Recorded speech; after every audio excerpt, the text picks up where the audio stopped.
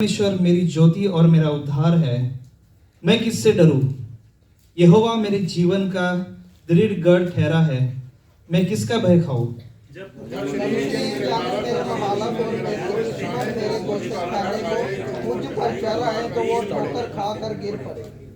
चाहे सेना भी मेरे विरुद्ध छावनी डाले तो भी मैं न डरूंगा।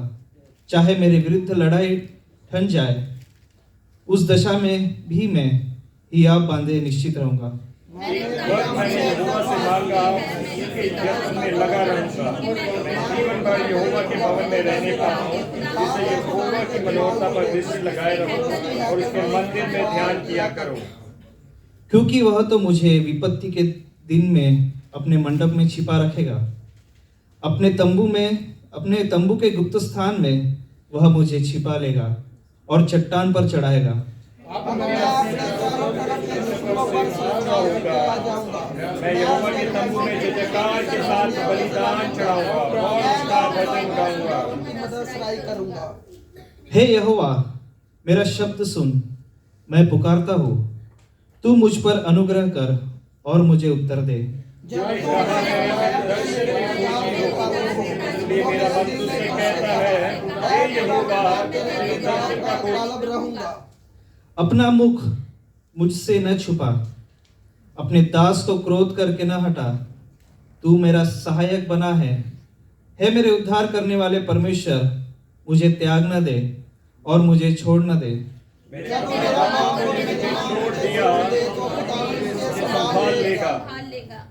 हे यहोवा, अपने मार्ग में मेरी अगुवाई कर और मेरे द्रोहियों के कारण मुझको चौरस रास्ते पर ले चल।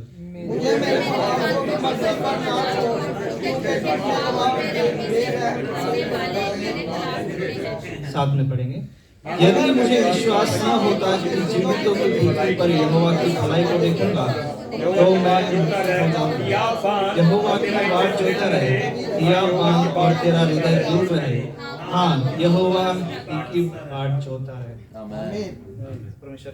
परमेश्वर करे कि इस वचन के पढ़े और सुने जाने से हम सबको आशीष दे। आइए हम सब लोग बैठ जाएं। कुछ नए तरीके से परमेश्वर ने मुझे इस वचन के द्वारा सहायता की और ये मैं आप सबको शेयर करने जा रहा हूँ। 3 सवाल है बस। क्या हम सब लोग चिंता करते हैं? कितने लोग हैं जो चिंता करते हैं? अब मैं हाथ देखना चाहता हूँ, कितने लोग हैं जो चिंता करते हैं? सभी लोग हैं। दूसरा सवाल ये है कि कितने लोग उस चिंता को परमेश्वर के हाथों सौंप देते हैं? आमीन। अभी कम हो गया। तीसरा सवाल सबसे ज्यादा इंपॉर्टेंट, परमेश्वर पे अपनी चिंता सौंपने के बाद भी कितने लोग चिंता करते हैं?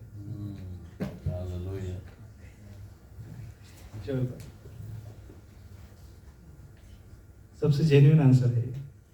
हाँ, करते हैं चिंता। परमेश्वर पे सौंपने के बाद भी हम लोग चिंता करते हैं, इंसान है। लेकिन दाऊद ऐसा नहीं था।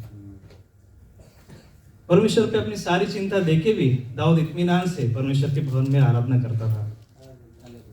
उसे मालूम था कि उसके जो भी प्रॉब्लम्स है परमेश्वर संभाल लेगा। क्या ये कॉन्फिडेंस हम में है?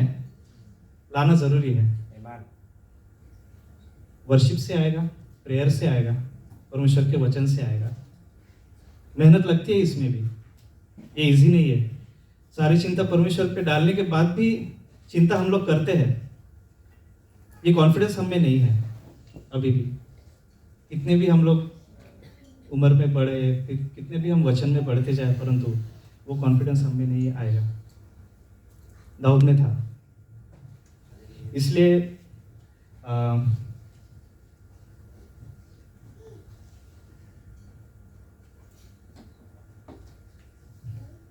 दाऊद जब प्रेयर करता था, वर्शिप करता था, वो हम सब लोग जानते हैं कि वो वर्शिप में मगन होता था, सब कुछ होता था, लेकिन उसका जो नॉलेज था, उसका जो विजडम था, तो वो ऊपर से आता था। दाऊद एक वॉरियर था।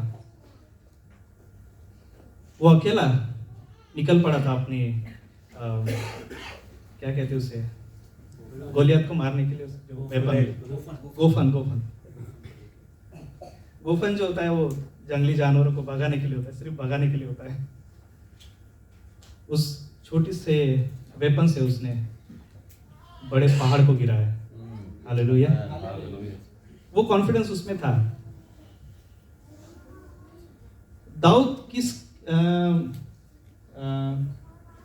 जो था परमेश्वर की आराधना तो करता था, लेकिन उसका जो मेन पर्पस था वो परमेश्वर के सिंहासन को देखना चाहता था। परमेश्वर के जो ग्लोरी था उसे देखना चाहता था। परमेश्वर का जो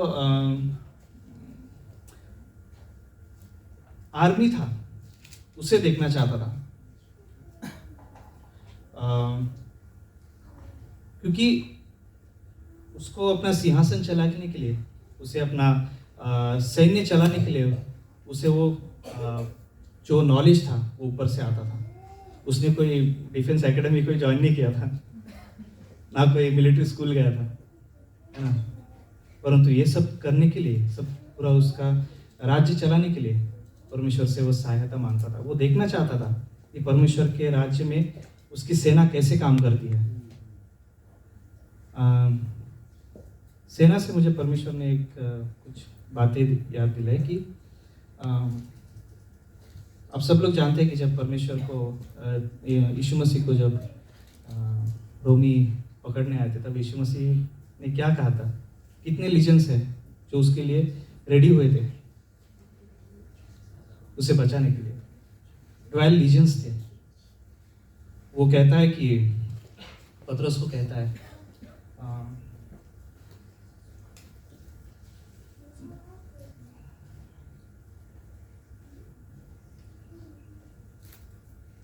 मत्ती उसका 26 उसका 53 कहता है, क्या तू नहीं समझता कि मैं अपने पिता से विनती कर सकता हूँ और वह स्वर्गदूतों की 12 सैन्य दल से अधिक मेरे पास अभी उपस्थित कर देगा। हालेलुया। 12 सैन्य दल, लीजेंस जिसे कहते हैं हम लोग। पुराने जमाने में रोमन्स जो उनका सिस्टम था, उनमें एक लीजेंस में 6000 सोल्जर्स होते थे। और परमेश्वर कहता है कि 12 लीजेंस तो उसका रैपिड एक्शन फोर्स था। सिर्फ आर्मी में होता है ना कि क्विक एक्शन फोर्स होता है, जो हमें कभी भी इमीडिएट अटैक के लिए बना होता है। ये सोल्जर्स ना कभी सोते हैं, हमेशा अलर्ट रहते हैं। इंडियन आर्मी में जैसे पुलिस में होता है CRPF, और आर्मी में होता है CISF होता है। ये क्विक एक्शन फोर्सेस होते हैं जो इमीडिएट अटैक के लिए बने होते हैं। उनकी ट्रेनिंग वैसी होती है। वैसे 12 लीजेंस से अधिक यीशु मसीह कहते हैं। ये दाऊद को कहीं ना कहीं परमेश्वर ने दिखाया होगा ये सब चीज, इसलिए दाऊद उस सैन्य से इंप्रेस था। और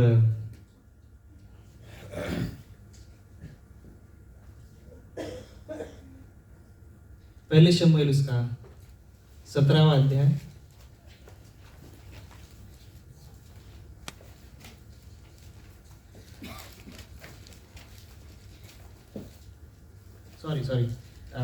पहला इतिहास, फर्स्ट क्रॉनिकल्स उसका 12 और उसका 22 कहता है, वरन प्रतिदिन लोग दाऊद की सहायता करने को उसके पास आते रहे। और आखिरी लाइन क्या हम जोर से पढ़ सकते हैं? यहाँ तक कि परमेश्वर की सेना के समान एक बड़ी सेना बन गई। हालेलुया। ये दाऊद का टारगेट था, परमेश्वर की सेना के समान एक बड़ी सेना बन गई, अनडिफीटेबल। अब ये हमारे जीवन पे कैसे लागू होगा? हम कोई वॉरियर नहीं है, हमारे हाथ में कोई हथियार नहीं है, परंतु हमारे पास हमारे एनिमीज बहुत है। परमेश्वर ने हमारे पास ये हथियार दिया है। हालेलुया। इससे हमें लोगों को बचाना भी है और शैतान को गिराना भी है। इसी से हम इसको ही हम एज ए शील्ड और एज ए वेपन भी यूज कर सकते हैं। हालेलुया। और इस वचन के द्वारा मुझे परमेश्वर ने ये सिखाया कि वो कॉन्फिडेंस रखना कि सब कुछ परमेश्वर देख लेगा। हालेलुया। और जब हम अपने दिन भर की दुनिया में हमारे काम में अगर व्यस्त होते, परेशानी आती है, बहुत सी चीज़ें ऐसी होती है जो हमारे मन के विरुद्ध होती है, और बहुत सी चीज़ें ऐसी होती है कि हम नहीं चाहते हमारे जीवन में हो, लेकिन फिर भी ये वचन ही है जो हमें उस सारी चीज़ों में बनाए रखता है। हालेलुया। और परमेश्वर करे कि इन सारे वचनों से आप सबको आशीष दे। Thank you.